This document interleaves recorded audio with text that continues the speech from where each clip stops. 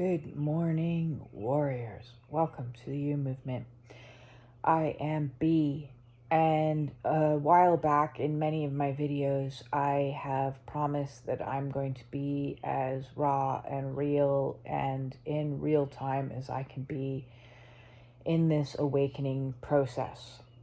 And despite my ego objections and would much rather present to you a shiny, finished, completed, yay, I've made it. The reality is that awakenings are incredibly difficult. Now, it is about 4:44 in the morning at this stage, and I'm serious about that time. I started this about 4:42, so I was woken up, which I have been frequently. Your sleep schedule through an awakening. So I guess this is my truth about awakenings video. And throughout my awakening, my sleep schedule has been all kinds of wackadoodle here, there, and everywhere. Oftentimes through stretches of being woken up, anywhere from 2 till, and that's it, you're awake. And then there's other stretches where, I've slept and slept and slept and slept. Sorry. So I woke at about 2:30-ish with a lot of purging. Another truth about the awakening path is you will cry a lot. All the tears that you never cried in your life, you will cry. So I had a good cry, and when I say good, it's a release. It's not something I enjoy doing, but it's something that I've had to learn how to do because, as I've mentioned in many videos, emotions weren't my safe zone. They weren't my comfort zone. I wasn't safe to emote as a child, and so I had to learn how to emote. And I'm very vocal about the necessity of emoting and feeling your feelings and not bypassing them. In many of my videos, please check out the playlist Emotions if you are like me and you struggle with your emotions. So on my awakening path, the most prevalent emotions for the first year and a bit were grief and accepting a lot of losses. I experienced a lot of loss in my first couple years of awakening. Friends, family, and as of recently, a marriage, and a lot of identity loss. And this last 14 or 15 months, I'm not even sure anymore now, I have experienced a lot of fear. It has been the primary emotion that I have been experiencing as just total collapse of my reality as I once knew it has taken hold, which has triggered all my inner child wounds. And one of the prevalent stressors or triggers to this fear has been when my mother passed away in 2022, November. She left a very bad will, a badly drafted will, and she owned my home.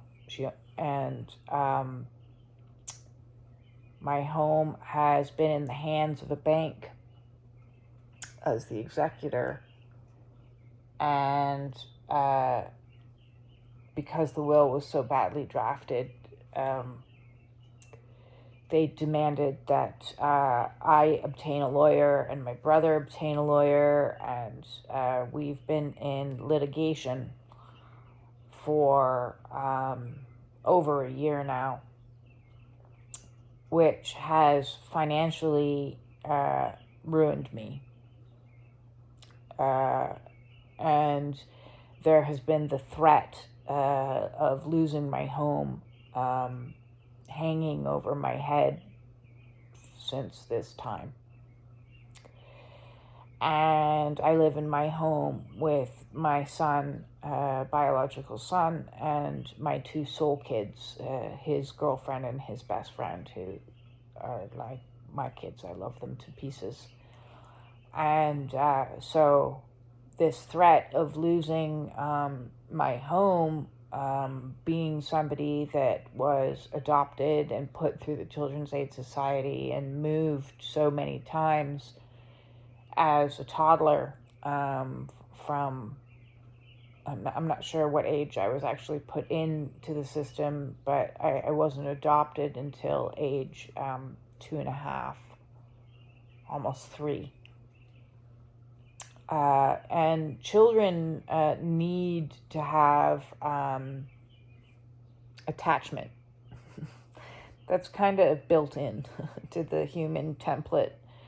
So when you don't have a primary person to attach to, it causes a lot of trauma for me, for anyone who has experienced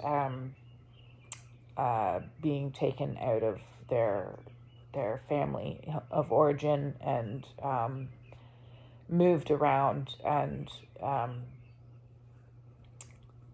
so this threat of losing my home has triggered all my inner child wounds, one after another, and the fear of the unknown. And I can just imagine myself as a 1-year-old, 2-year-old, and being ripped away from a mother, and then not having a mother, and now who do I attach to? I'm out of foster care, and what's happening? Where am I going? The fear of the unknown would have been terrifying. So when I start experiencing these triggers and emotional flashbacks, it is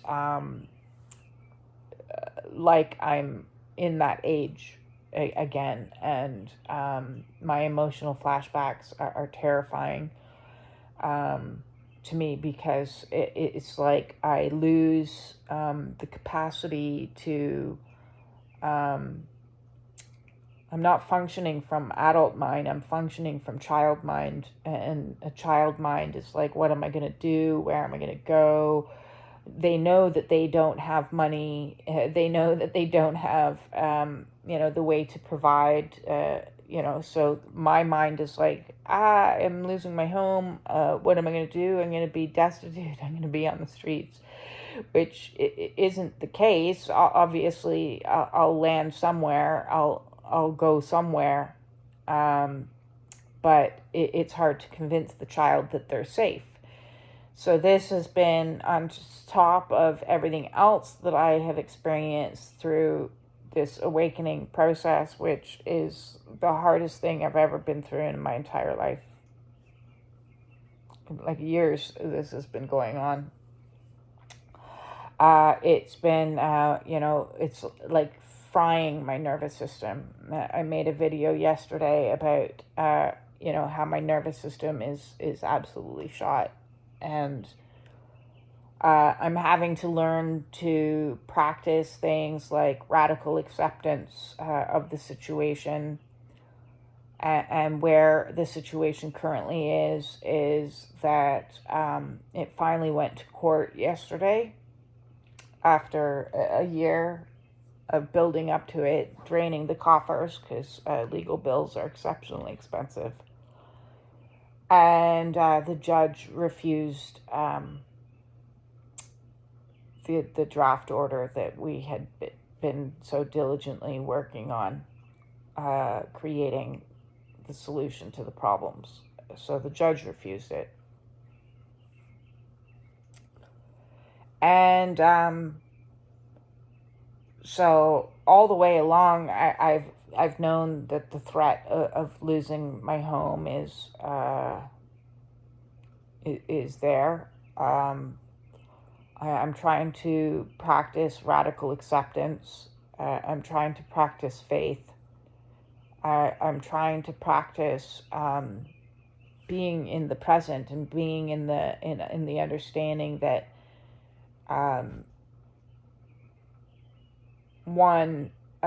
people lose a lot of stuff on an awakening path. They lose people, they lose relationships, they lose family, they lose things, they lose property. I know lots of other people on this awakening path that have lost their homes, have lost money, have lost their jobs. I lost my job back in 2019, and as despite trying to build the U movement, it certainly, and I do appreciate all my clients very much, but I don't make nearly enough money to cover the costs of legal bills.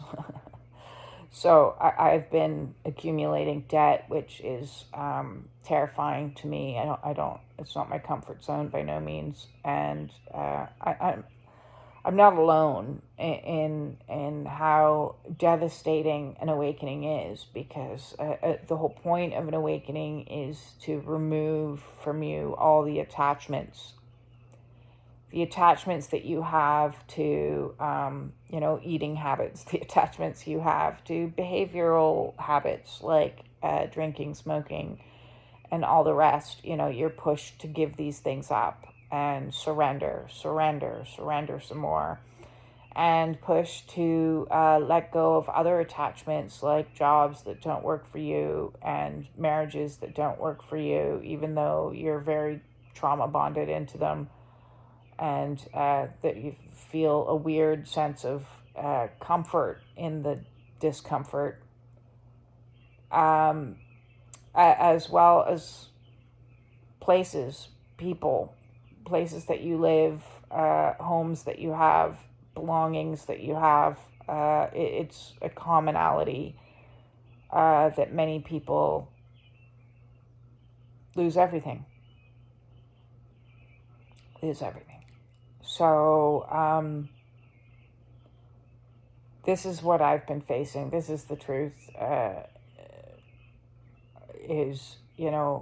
I have experienced a total collapse of my old self and everything my old self once held dear to my heart. My heart is currently in a lot of physical pain, chest pains, as I'm going through these what's called heart expansions. No, I'm not having a heart attack, although I have gone to the hospital before and in fear that I was having a heart attack and been put on a heart monitor while I was experiencing this tightness in my chest and panic, pure panic. And they're like, your heart's totally fine. And I'm like, no, but it's not. And so I'm just, this video and my last video, it's not shiny, it's not professional, it's not held together well. My ego doesn't like that, but it's the truth. Awakenings are hard. They're very, very hard, especially if you're not prepared for it. And despite, 20 years of an understanding of the chakra system and Reiki as a Reiki master, and 30 years of spiritual teachings that I have obtained, and a background in counseling, despite all of that preparation, I wasn't prepared.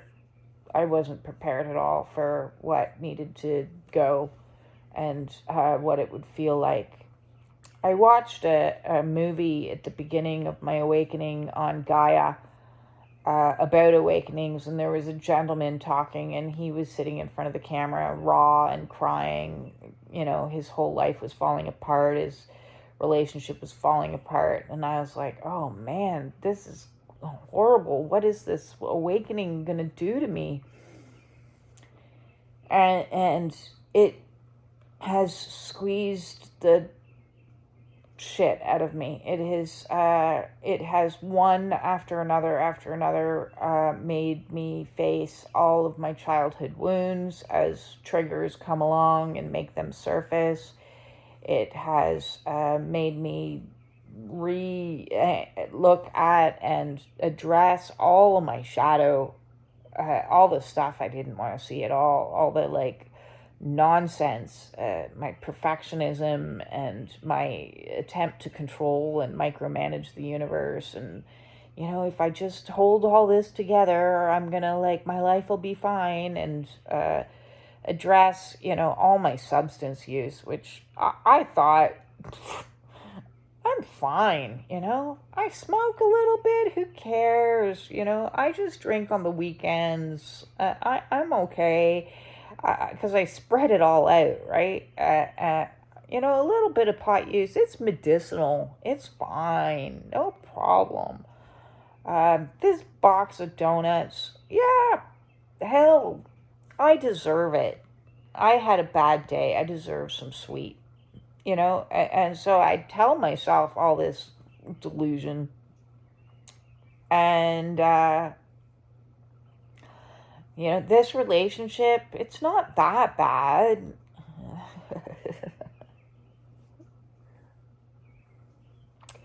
And what happens is your awakening starts, and you think at first, oh, I can do things differently. I can change this. I can unfuck this. I can make it better.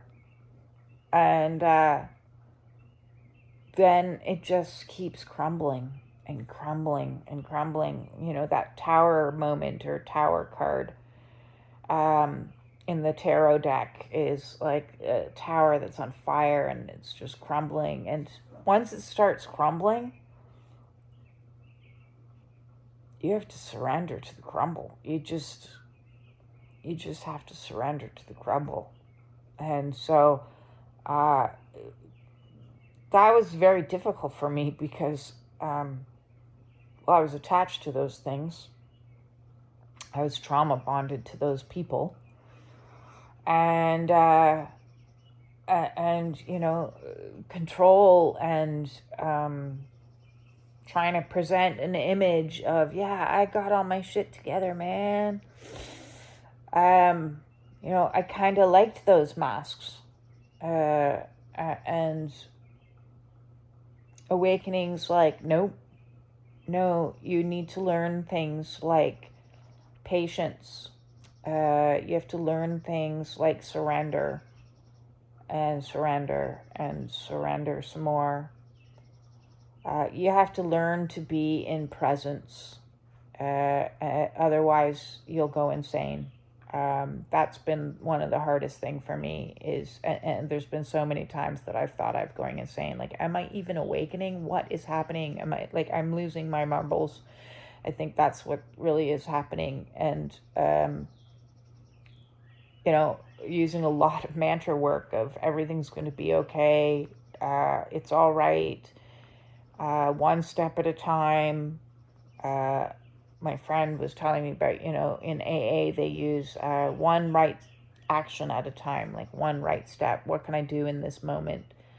And, in this moment, I can wash the dishes. In this moment, I can ground myself because, like, you just mentally don't have the capacity because of everything that's happening to you. On a cellular level, on an emotional level, on a mental level, on a spiritual level. It's like absolute just, sure, you get like moments here and there of clarity, and then you're plummeted back down into like clearing out more gunk and facing more shadow and more ego death and more shifts and more purges and more expansions, and before the expansions is the contractions and physical pains, physical symptoms. I still have the pain here, which is I surrendered that as well. I'm now doing just a yoga lock with my tongue wrapped up to the roof of my mouth as my full-time thing there. So, yes, awakenings, collapse of identity, and collapse of your exterior realm to match. If my ego could write a Google review, it would be a 1-star review. Don't recommend. I joke with my friends that are also on this awakening path that we must have been, especially the twin flame fuckery. I joke that we must have been high on cosmic mead, or drunk out of our nuts on cosmic mead when we signed whatever soul contract to come down to planet Earth and dig ourselves out of the darkness, because that's what this is like. My life was born in dark, in hell, like, really. I've been in a dark place my whole life. I've had one trauma after another trauma. It's insanity. It's ridiculousness. And I'm much happier to be rid of a lot of those and have expunged and transmuted, alchemized a lot of those traumas out of me. And the positive sides of the awakening has been self-love, starting to love myself more than I've ever loved myself in the entire world. Like finding faith has been fantastic. And I was so detached from God, because I was raised in a household where that was a no-no. Trauma begets trauma begets trauma. And my mother was raised by Christian Scientists in a very devout, religious abuse type of household. So her response to that, feeling traumatized, was to become anti-religious and also narcissistic, a very malignant narcissist. So I understand the processes of generational trauma. But I want to believe this is all leading me somewhere that my highest and greatest self knows about, that my soul knows the destination, because I don't. I don't know where I'll land up, where I'll go. I feel a pull to leave the country. I'm in Canada.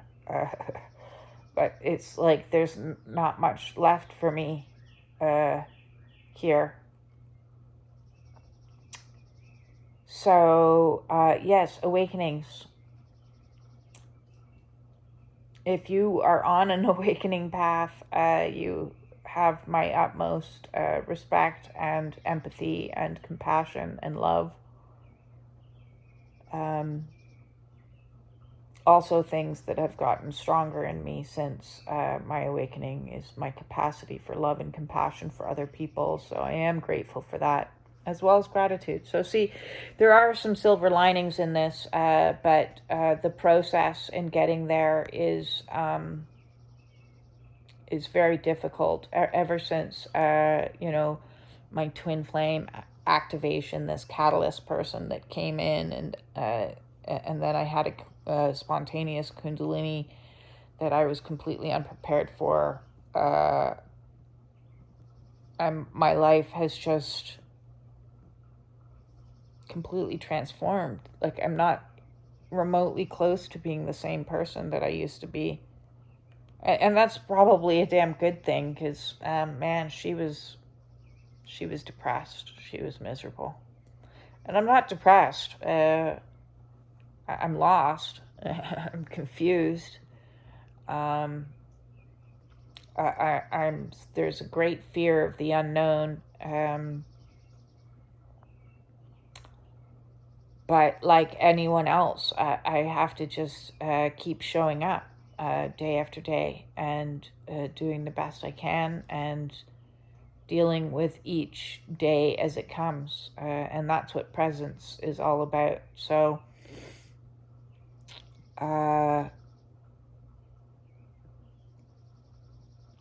there's my update for you. Oh, man. Oh, man. Well, there's your real time. This is what awakenings are like. As a forewarning. If you need help with yours and you're just starting out, listen, I've been put through the ringer for the last 3 years, so I know what works and what doesn't work.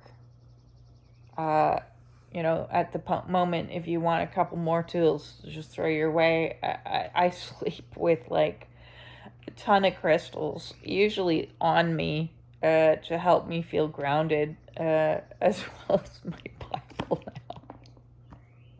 If you had asked the person who I was before 5 years ago, would I ever buy a Bible, let alone sleep with one?